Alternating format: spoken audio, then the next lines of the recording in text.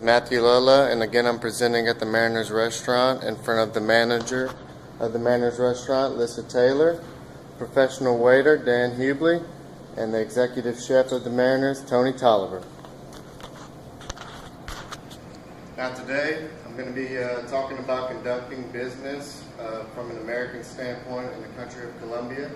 As Americans, we have our own type of culture and our own customs that we go by on a day-to-day basis, and we don't really see how much different our culture is compared to others around the world. Now, I'm going to say that Colombians are very similar in how they conduct business and how their culture is compared to ours. We have similar ancestral backgrounds: Spanish, Indian, European. Their social customs. We're going to talk some about those. We're also going to talk about their class structure. We're going to talk about food, clothing, and housing. We're also going to talk about their family life. Now, from the social custom standpoint, how they greet people.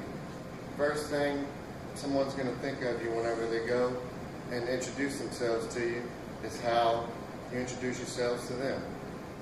Basically, a handshake is what defines it all. A firm grip is what a Colombian is expecting from another American or any other person from a different nation.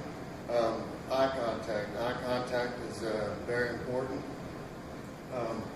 When it comes to addressing others, from Colombian to Colombian, if they feel that they're very friendly with you or you're a very important person to them, they'll give you a little extra, give you a tap on the shoulder. Maybe from a woman's standpoint, she'll give you a kiss on the cheek. And you see that a lot happening in American culture as well. Proper and improper gestures of Colombian cultures, things like yawning. Definitely don't want to yawn in front of another Colombian whenever you're conducting business with them. Makes them think that you're tired and, definitely not interested in what they have to say. Also, smiling. You want to make sure that you're smiling at all times whenever you're conducting business with a Colombian, because it makes them feel comfortable. It makes them feel like they know you and that you're wanting them to get to know you as well. Now I'm going to move on to class structure. Of course, just like any other culture, they have an upper class, a middle class, and a lower class. The upper class makes up most of the gross profit in Colombia. Only consists of 20% of the entire population, but makes up 80% of the entire gross product of the nation. They speak mainly English. They are also very powerful people. The lower class you see in those type of countries is definitely a hierarchy in place. The lower class, poverty, no housing.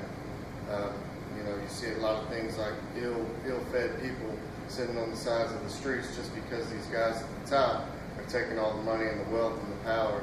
It's all politics down there. So basically that 20% is controlling the country. And what they like to call that up there is oligarchy. And these are people that are fed by power and logic and political reasoning, to control these people underneath them. Moving on, besides the class culture, we're going to go to housing, clothing, and food. And everyone knows what Colombians are known for. They're known for their coffee, they're known for their exotic clothing, they're known for their different types of food that they have. One of the main things that stuck out to me was one of the things that they like to eat are ants.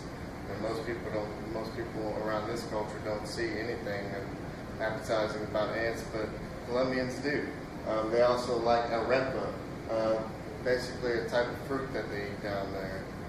Their clothing, you would see it, if you could see it online, it's very colorful.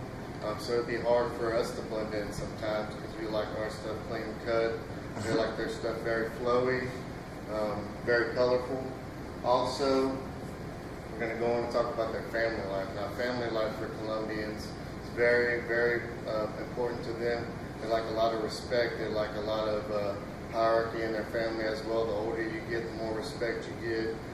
Older people in the community usually make the executive decisions for the community.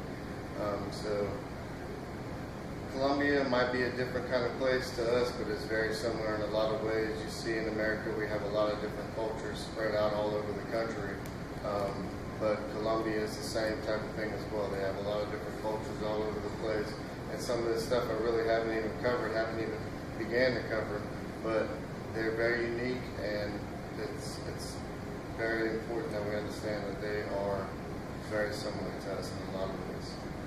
Thank you.